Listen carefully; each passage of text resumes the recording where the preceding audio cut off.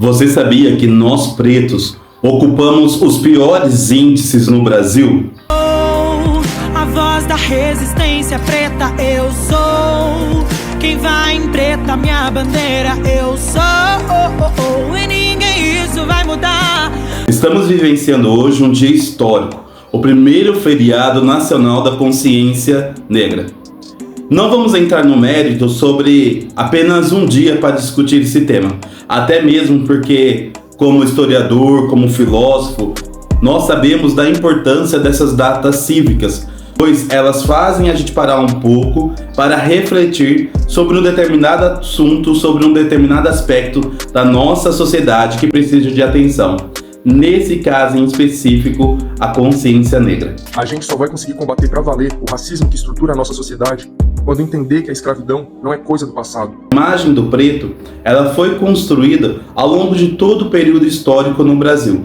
Chegou o momento da gente desconstruir essa imagem e restabelecer a real imagem do ser e estar do preto dentro da sociedade. E um dos grandes desafios para nós enfrentarmos essa empreitada é justamente crescer em políticas públicas que sejam efetivas no combate do racismo. Você sabia que nós aqui ocupamos os piores índices, mas o expurgo da população preta sempre foi um projeto da sociedade. O preto foi totalmente descaracterizado e desnaturalizado dentro daquilo que era em si. Por exemplo, o formato do nosso nariz, a tonalidade da nossa cor, o formato do nosso cabelo. Fomos tidos como seres não culturais e até bem pior do que isso. No começo da escravidão nós éramos tidos como não seres, como não ser. No entanto, hoje esse não ser ele é vivificado de uma outra maneira. Por exemplo, quando a polícia entra no morro e sai atirando para todo mundo, independentemente de onde essa bala vai alcançar, também é uma nova forma de coisificar a pessoa preta. Por quê? Basta dizer que matou um bandido, mesmo que esse bandido seja uma moça que estava indo para a faculdade, o rapaz que estava indo para o trabalho, mesmo que seja a vereadora mais votada do Rio de Janeiro, como é o caso de Marielle Franco, a vida do preto está em constante perigo.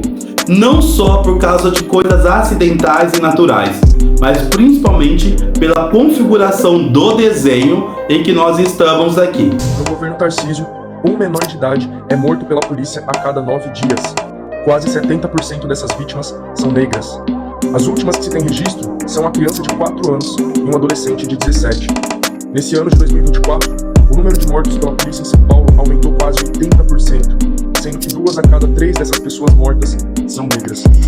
Quando nós falamos de racismo, um dos piores problemas que a gente precisa enfrentar é que o racismo no Brasil ele é estrutural, ou seja, ele não é perceptível a olho nu. Eu não vejo racismo em Gisela Mandeguiar. Não temos assim nenhum crime racial aqui em Gisela Mandeguiar. A não ser que a pessoa tenha uma consciência extremamente crítica e consiga perceber nos nuances da sociedade algumas estruturas que impedem a ascensão, seja cultural, política, econômica, da consciência preta. O senso comum ele não consegue perceber isso porque as coisas são muito bem, entre aspas, camufladas e estruturadas. Mas o mesmo senso comum que não consegue enxergar isso é aquele que primeiro xinga. Por exemplo, nessa semana que nós tivemos alguns estudantes universitários que dentro de uns jogos xingaram outros estudantes de uma outra faculdade, de pretos, cotistas, pobres. O senso comum, ele nega o racismo na mesma medida que ele pratica o racismo. Você é negro, você é negro, você é negro, você é negro, você é negro, você é negro, você é negro, você é negro! As nossas crianças dentro da escola, elas já nascem com um referencial totalmente branco. A cultura preta, ou modo preto de ser, lhe é omitida ao longo de todo o seu processo acadêmico.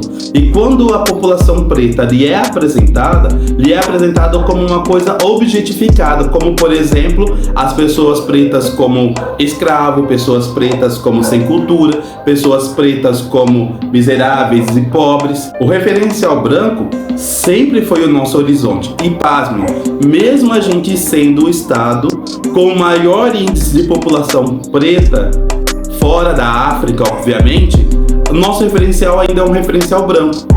Os nossos ídolos musicais são brancos.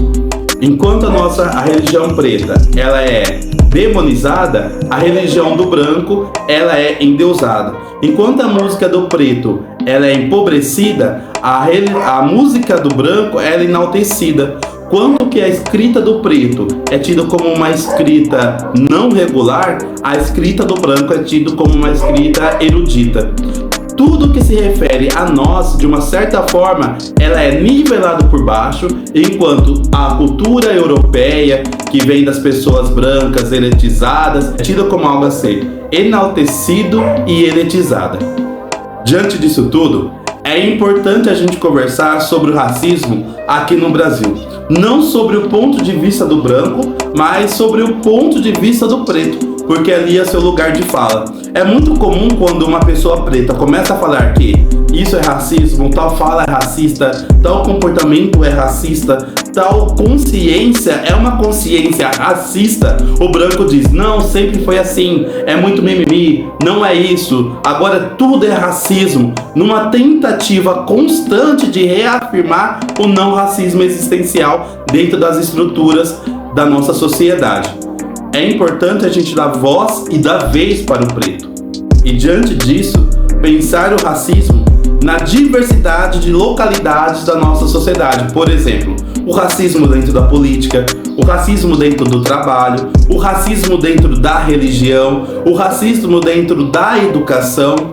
Tudo isso para a gente poder pensar um pouco como que a gente pode emancipar e também potencializar as pessoas pretas da nossa sociedade. O Dia da Consciência Negra é um dia de luta, é um dia de resistência, é um dia da gente entender em qual momento, em qual aspecto a nossa sociedade está falhando com o preto. Não é normal que, dentre os piores índices do Brasil, nós ocupamos os maiores lugares. Entre as pessoas desempregadas, nós somos os que mais estamos desempregados. Entre as pessoas com menos índices de estudos, nós somos as pessoas com menos índices de estudos. Entre as pessoas com empregos subalternos, nós ocupamos os maiores espaços dos tempos de empregos. Você não vê a pessoa preta em lugares de chefia, por exemplo. Pensa na história do Brasil. Quantos presidentes pretos nós tivemos? Para a gente, nunca se tratou falta de capacidade, mas sim falta de oportunidade. A mesma sociedade que durante anos proibiu o preto de estudar, o preto de ter moradia, o preto de ter família, o preto de ter nome, o preto de ter história, é a mesma sociedade que hoje precisa corrigir todo aquele século de opressão das pessoas pretas. E não é de um dia para a noite que nós vamos colocar tudo isso em ordem. Nós precisamos cada vez mais potencializar e não podemos nos iludir. Não é porque a sociedade está garantindo alguns direitos para os pretos que muitas pessoas consideram como um privilégio, é que a luta está garantida.